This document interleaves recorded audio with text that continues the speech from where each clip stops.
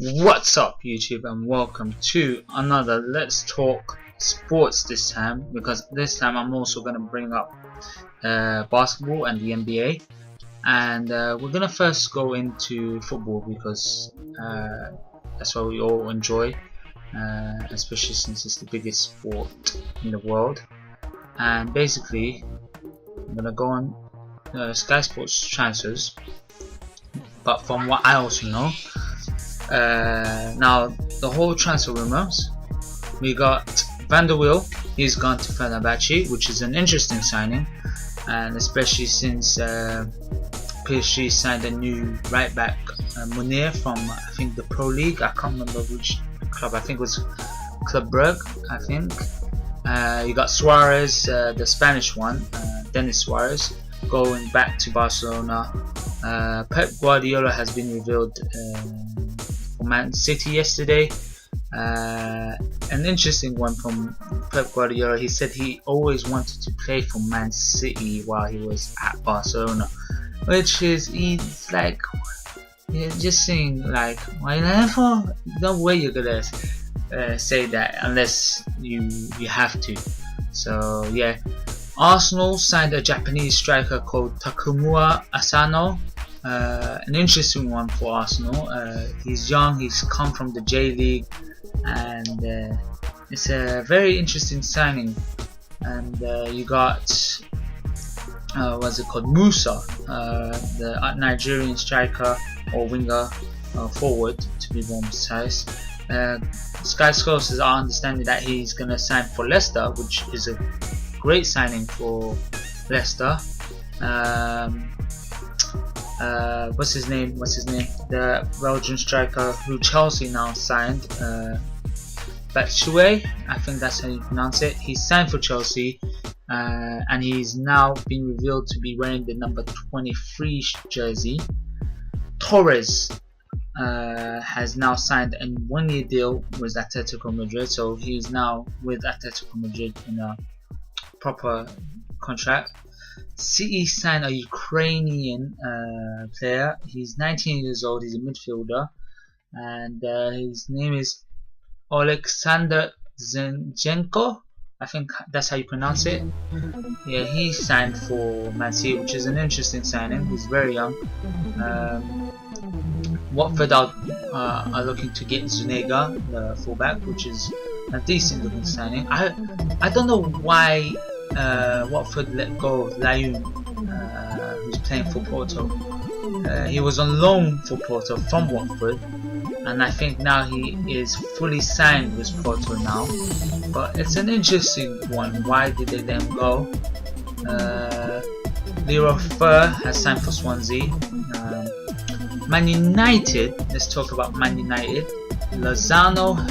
Hirving Lozano, it looks like he's gonna come to Old Trafford and play for United. Just waiting, I think, after the Olympics, because he's gonna represent Mexico. So he's gonna be an interesting one. He's an exciting player to watch. He's been likened to young player Bayern Munich midfielder Kingsley Coman. So people are comparing him a little bit like Coman. So it's an interesting one. I can't wait to see who else we sign as well. Stoke are interested in our older player Luis Nani, who is also been linked to go to Valencia. Who else? Let's see, what else do we have here? RVP, Robin Van Persie, it looks like he might come back to the Premier League. There's been talks about West Ham and Crystal Palace linking to trying to get his signature. What else do we have here? Lacazette, he's not going anywhere. It looks like he's decided to stay in Lyon and wants to play there. What else do we have here? Balotelli's back at Liverpool. Lloris here, there's talks about Lloris being linked to Madrid, which I highly doubt will happen. Lamela linked to Inter Milan, which also I highly doubt will happen. But this is what happened recently. What else? I might be missing stuff from yesterday. PSG, they signed Kashawak as well. Just remember that. and now I'm just reading this. I haven't seen this yesterday actually. PSG are in advanced talks to sign Madrid playmaker James Rodriguez. According to Goal and Yahoo Sports, the Colombian international is considering his future. Of course, we all know about this because he's been linked to United as well. But it looks like PSG are in the lead to sign him, which really doesn't really matter for us. I feel like I would be more interested in getting Pogba, which is another thing that is a big question mark. Would he be coming to United, or is he going to go to Real Madrid? But yeah, James to PSG, it's a big one for PSG, but I thought he might be coming to the Premier League, to be honest. There's been talks about he's also been linked to Chelsea. And here another thing for Chelsea, incoming Chelsea manager Conte is keen to sign Southampton forward Graziano Pelle, according to reports in Italy. So it'll be interesting if Conte would try and sign Pelle. But yeah, I think that's it with the transfers from what I read today and from what I remember. Talking about football still, France beat Iceland 5-2. Iceland tried their best to come and do a comeback, but it was difficult. It was going to be a difficult match, especially it was what, 4-0 the first half, then 4-1, and then after that Giroud scored the 5th goal, and then Iceland scored again, but that was in like the last 10 minutes, and there was no way they were going to come back.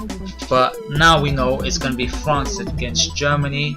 That's going to be the best, I feel like, the big game, but at the same time it could be like a Germany-Italy game again, because they're going to be like a very even match team, where you know that both of them have strong players in their team, and it's just not going to be easy for them to score goals. Probably go to extra time. I feel like it's going to be an extra time game, and maybe even to penalties again, but we don't know yet until we see, because Gomez is injured, so they lost him.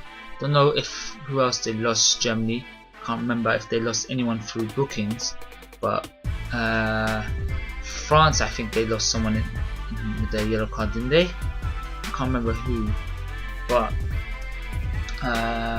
they should still get Rami and Kante back for that game, so the defense will be fine, the midfield will be fine anyways. And it's annoying, we haven't seen Martial being played or Schneiderlin.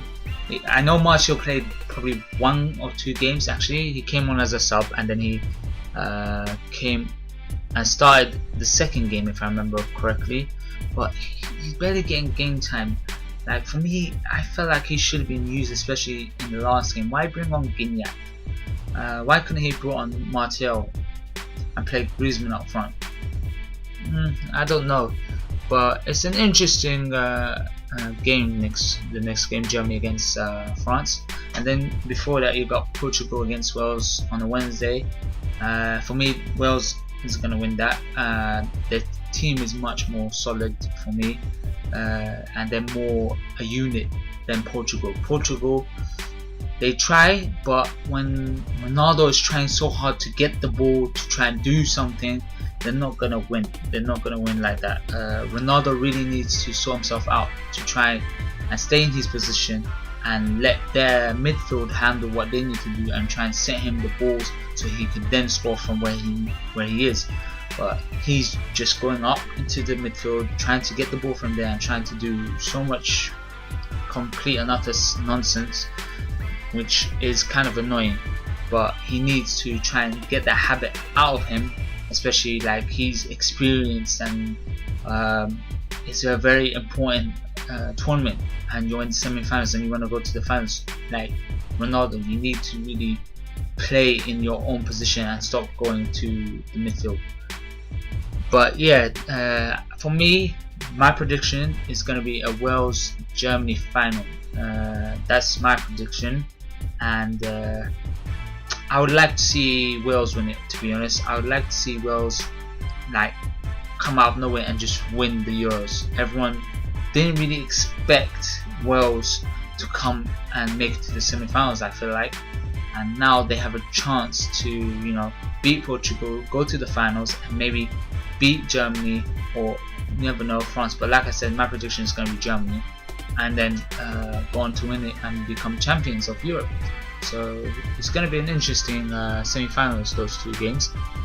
And now we're going to go on to the next one. We're going to go on to the next topic, and that's basketball and the NBA. I'll be right back, guys.